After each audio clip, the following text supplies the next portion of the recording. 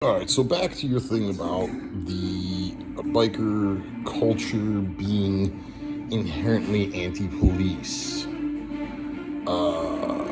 It's true. It is true. I mean, we have been fucked with nonstop since the beginning of fucking time. Like bikers was always looked at as like vagabonds, like scum, like modern gypsies. You don't want them in your neighborhoods. You don't want them in your cities. They're just there to rape your daughters, drink your booze, and all that shit. So the old school guys. Now I'm talking about the real old school guys, like the booze fighters and these guys. None of them would ever have a police officer amongst their ranks.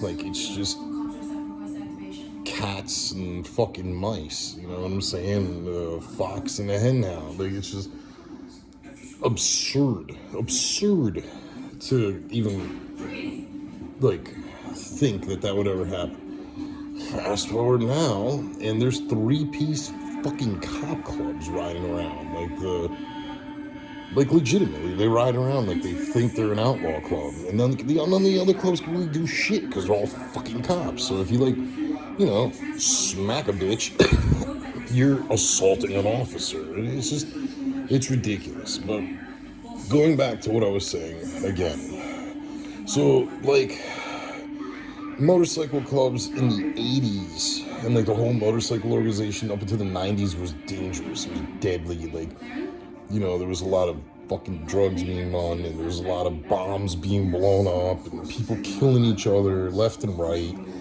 It was also before like cell phones and fucking cameras on every corner, and used to actually be able to get away with something.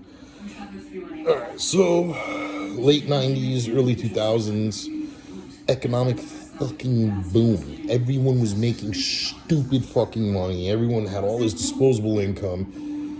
And it just so happened that the Discovery Channel did this fucking show called Motorcycle Madness. And it just followed a couple of these bike builders and showed a little bit of the culture off. And, well, it fucking caught, man. It caught on like fucking wildfire. And everyone was making stupid fucking money. So everyone went out and bought fucking Harleys. And, I mean, there was waiting lists for Harleys back then. Like, the reason that these, like, custom choppers and shit were, like, showing up, and like you would spend $40,000-$50,000 on a motherfucking bike, was because you had to wait like 6 to 8 months to get a fucking bike from the dealer because everyone was buying them motherfuckers. It was insane.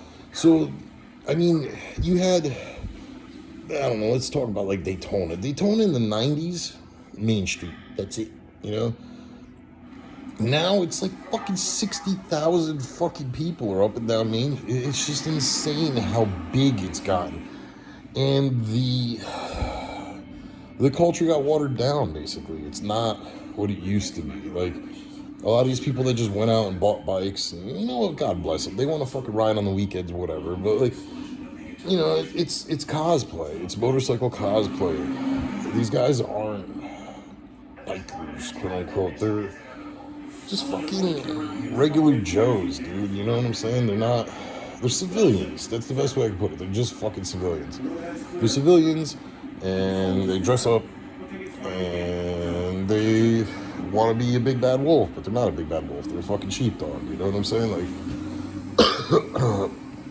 these are the guys that started being big on the conservative side of politics. Like, they were big on the thin blue line, all that stupid shit, rah.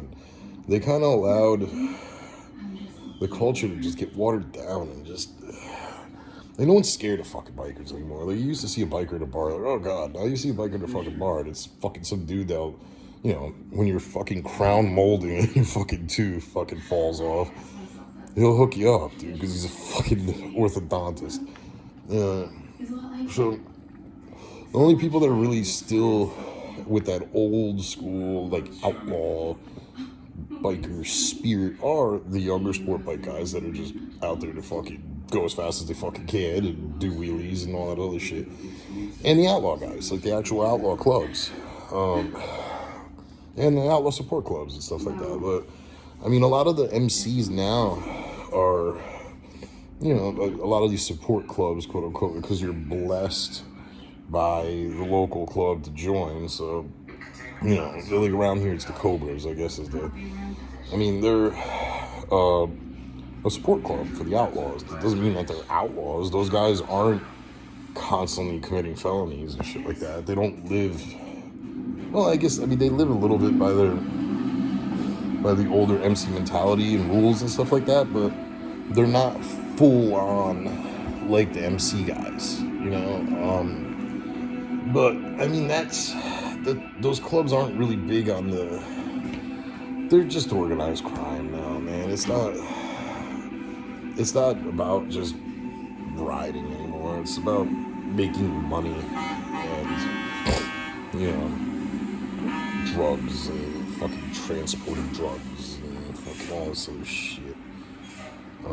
It sucks. Like, it really does. Like, you want to see like the real like old school there's the original Wild Ones. It's a Marlon Brando movie. It's black and white, dude. It's fucking old as shit. That movie, basically, it was based on the Booze Fighters. It was the Booze Fighters MC that was originally, the original Wild Ones. But that movie put the concept of an outlaw biker into like the public psyche. Like, it was a Marlon Brando movie. He was, a hot fucking stud back in the day. All these fucking broads wanted to fucking jump all over the motherfucker. And that gave the concept of what an outlaw biker should be. And again, they were racers. They just liked to drink and party and fucking, just regular hooliganism, man. It was just hooning it up, It wasn't about like, hey, let's move a bunch of methamphetamine in our bikes. It's just, I don't know. It got weird. Everything got weird. But if you look at the concept of what the original Wild Ones were, the closest ones to that now are like the North Run guys and stuff like that. They're just out there to fucking just send it. They're not trying to, fucking, run hotels with prostitution and all this other bullshit. They're just out there for the fucking love of motorcycling, being on two wheels and saying fuck the system and shit like that. It's sad. It's sad. Everything gets gentrified and it gets fucked up. And like, even countercultures now are all gentrified and shit. Like, you can't even be a biker anymore without being yelled at by other bikers because you're giving bikers a bad name. I've actually heard that. Like, it was insane. It's like, all these kids give bikers a bad name. I'm like, you fucking give bikers a bad name, you fucking motherfucking rub. Rub is a residential urban biker, which would be your doctors and your lawyers and all these other motherfuckers that play dress up on the weekends.